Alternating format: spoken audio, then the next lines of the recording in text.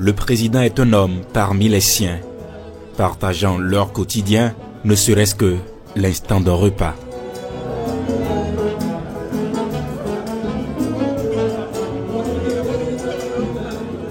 Entre une bouchée. Il ne faut pas qu'on dise ici que je suis en train de régler je ne sais quel compte avec le président Talon. Je n'ai aucun problème personnel avec lui. On m'appelle le docteur des preuves. Quand je critique une politique, j'ai documenté les preuves. Première preuve que Patrice Talon n'a pas de respect pour l'armée béninoise. Il s'est permis d'aller chercher l'armée rwandaise pour assurer sa sécurité au Bénin. Il n'a pas confiance en l'armée béninoise. Ce sont les Rwandais qui sont dans son dispositif stratégique le plus proche. Écrivez les preuves. 1. Tu ne peux pas dire que tu aimes cette armée. Que tu es uni à cette armée, en communion, au nom du Père, du Fils et du Saint-Esprit, avec cette armée. Alors que c'est en Kagame que tu crois, et non pas en tes généraux. 1. Écris ça. Son Excellence, Monsieur Patrice Talon, président actuel du Bénin, se retrouve en train de déjeuner avec des forces armées républicaines béninoises.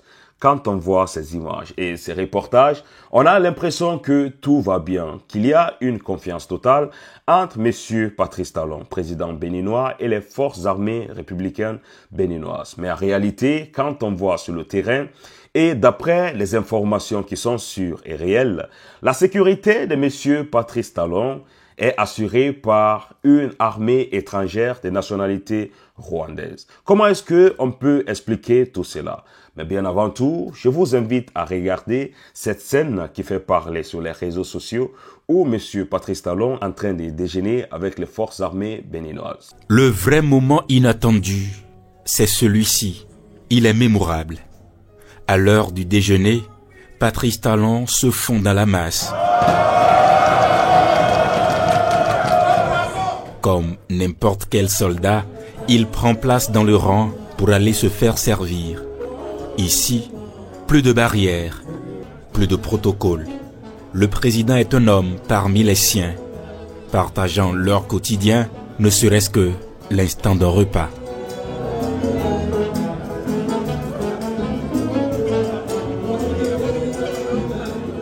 Entre une bouchée et une conversation, il partage avec eux un moment de convivialité. Ces gestes, simples mais lourds de sens, montrent un président proche, à l'écoute et soucieux de valoriser les forces qui protègent la République. De cette visite, on retiendra des mots, des gestes et surtout un message, celui d'une nation unie autour de ses défenseurs.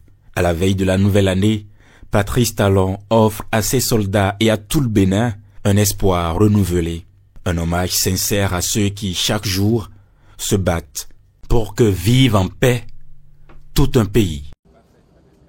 Voilà donc le petit reportage qui m'a mis la puce à l'oreille. J'ai dit, pourquoi Talon éprouve-t-il le besoin de bichonner cette armée comme cela? C'est un peu comme quand vous avez fait du mal à quelqu'un, la personne ne le sait pas, et vous lui donnez un cadeau sans raison. Parfois, la personne même qui vous connaît, si vous êtes une mauvaise personne, la personne va dire, mais qu'est-ce que j'ai fait pour mériter ce cadeau? Et cette personne, si elle réfléchit bien, va dire, si ce cadeau m'est donné, c'est-à-dire que celui qui me l'a donné se reproche quelque chose, il faut que je réfléchisse. Bon, que se reproche Patrice Talon? Mais il se reproche d'avoir exactement mené la politique contraire à celle qui est présentée dans ce reportage. Une politique du mépris, une politique de la méfiance, une politique de la non-considération envers son armée. C'est ce que Patrice Talon a fait. Exactement le contraire de ce que dit le journaliste à la voix suave. Je dis que le journaliste là, il peut vendre des glaces au pôle Nord. Non, le monsieur est doucereux. Écoutez sa voix. Réécoutez le thème de la voix du monsieur. Ça, c'est là où vous comprenez que la flatterie a atteint un niveau pas possible ici. Le vrai moment inattendu, c'est celui-ci. Il est mémorable. C'est-à-dire que le journaliste parle comme s'il était en train de dire une messe. Le vrai moment inattendu, c'est celui-ci. Inoubliable. Donc, en fait, il s'agit littéralement d'attirer le peuple béninois et l'armée béninoise dans un berger, dans un enclos, et de les enfermer à la manière du berger qui veut faire rentrer ses moutons, qu'il craint de voir perdre ou être perdu, dans la plaine. Venez, mes petits moutons, je suis votre berger qui vous attend. Venez donc, je vous aime. C'est littéralement ça le message. Hein? C'est-à-dire que Talon prend les militaires béninois là, pour des mougous, des kengematoy, il les prend pour des boubourous, des boubazos, il les prend pour des gaou, pour des nyata, il les prend pour des dungourous. Parce que, en fait, je vais vous donner la preuve que le monsieur là, il mène exactement la politique contraire de ce qui est dit dans le reportage. Voici les preuves qu'il mène la politique contraire à ce qui est dit dans le reportage. Il ne faut pas qu'on dise ici que je suis en train de régler je ne sais quel compte avec le président Talon. Je n'ai aucun problème personnel avec lui. On m'appelle le docteur des preuves. Quand je critique une politique, j'ai documenté les preuves. Première preuve que Patrice Talon n'a pas de respect pour l'armée béninoise. Il s'est permis d'aller chercher l'armée rwandaise pour assurer sa sécurité au Bénin. Il n'a pas confiance en l'armée béninoise. Ce sont les Rwandais qui sont dans son dispositif stratégique le plus proche. Écrivez les preuves. 1. Tu ne peux pas dire que tu aimes cette armée. Que tu es uni à cette armée, en communion, au nom du Père, du Fils et du Saint-Esprit, avec cette armée. Alors que c'est en Kagame que tu crois, et non pas en tes généraux. 1. Écris ça. Écrivez ça. Ça, c'est la preuve 1. Deuxième preuve. Mais ce monsieur Talon n'a pas de respect pour l'armée béninoise. Parce que sans avoir consulté l'armée béninoise, il avait, dans le cadre de la CEDEAO, aux côtés du Nigeria de Tinubu, de la Côte d'Ivoire de Ouattara, du Ghana de Nana Akufo-Addo, il a déclaré la guerre contre le Niger. Oui ou non? Vous vous souvenez que Talon, là, a pris la responsabilité, alors que les militaires béninois ne lui ont même pas dit qu'ils sont prêts. Hein. Il a pris la responsabilité de déclarer la guerre. De dire qu'il allait attaquer militairement le Niger. Si je dis quelque chose de faux, vous écrivez qu'il ne l'a pas fait. Ça fait preuve 2. Ce monsieur n'a pas de respect pour cette armée. Parce que quand tu respectes ton armée, tu ne vas pas déclarer des guerres que tu sais que ton armée ne veut pas faire. Est-ce que Talon, là, ne savait pas que l'armée béninoise ne veut pas combattre ses frères et sœurs du Niger? Pourquoi l'armée béninoise doit-elle aller tuer des Nigériens? Parce qu'il y a eu un coup d'État au Niger? Mais combien de coups d'État y a-t-il eu au Bénin sans que l'armée nigérienne se mêle des affaires béninoises? Patrice Talon, s'il avait une toute petite mémoire de l'histoire du Bénin, qui s'appelait précédemment le Dahomey, est-ce qu'il se serait jamais associé à une déclaration de guerre pour cause de coup d'État contre un pays? Jamais. Parce que terre de coup d'État, le Bénin le fut. C'est vrai ou c'est faux? Vous écrivez. Deuxième preuve. Patrice Talon méprise l'armée béninoise parce qu'il s'est permis de déclarer la guerre contre le Niger, contre l'avis de l'armée béninoise. Je ne dirai rien de faux sur Patrice Talon. Hein. Ça, c'est le deuxième point. OK. Troisième point. Troisième preuve que ce monsieur ne respecte pas cette armée.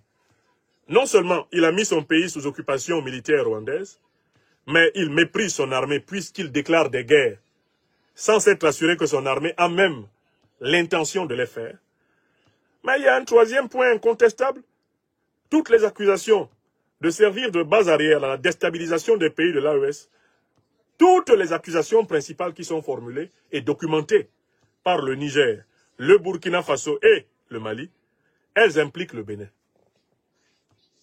Dans sa dernière sortie, le président Abdourahmane Tchani du Niger a même donné les coordonnées géométriques, géographiques, géodésiques des bases militaires ou des forces étrangères à l'Afrique organisent la déstabilisation du Sahel et le soutien au terrorisme. Ça fait 3 arguments lourds. Écrivez ça. Ça fait 3 arguments lourds. Écrivez ça. Ça fait 3 arguments lourds qui démontrent que celui qui croit en la campagne de charme de Patrice Talon auprès de l'armée béninoise a soit un problème de mémoire, et celui-là est pardonnable parce qu'il souffre d'un problème de mémoire, hein, il est amnésique, soit il a un problème de bonne foi. Et dans ce deuxième cas, c'est grave. Pour croire au mot doux de Talon à l'armée béninoise, il faut ne pas connaître les 3 éléments que j'ai cités. 1. Patrice Talon ne fait pas confiance à cette armée puisqu'il s'est confié à l'armée du Rwanda. 2. Patrice Talon ne fait pas confiance à cette armée puisque lui déclare la guerre dans le dos de cette armée, sans passer par elle. 3. Patrice Talon ne fait pas confiance à cette armée puisqu'il est sous le parapluie géostratégique et géopolitique de l'OTAN, à qui il a donné le territoire béninois comme base arrière. Et les accusations récurrentes et répétées, de mieux en mieux documentées, ont fusé à la face du monde. Patrice Talon, comme Alassane Dramane Ouattara, ne peut plus se cacher, ou Tinubu, ils ne peuvent plus se cacher derrière leurs petits doigts.